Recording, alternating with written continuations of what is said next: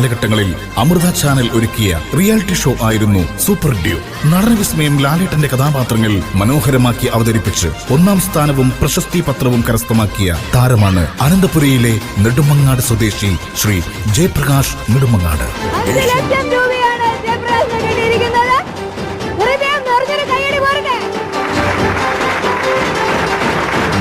Asianet, flowers TV, Kerala channel, Zee Keralam തുടങ്ങി നിരവധി ചാനലുകളിൽ ലാലേട്ടൻ അവതരിപ്പിച്ച കഥാപാത്രങ്ങൾ തന്മയത്വത്തോടെ അവതരിപ്പിച്ചപ്പോൾ താരസംഘടനയായ അമ്മ നടത്തിയ ഷോയിൽ ലാലേട്ടൻ തന്നെ നേരിട്ട് വിളിച്ച് കിരീടം അണിയിച്ച കലാപ്രതിഭയാണ് ജയപ്രകാശ്.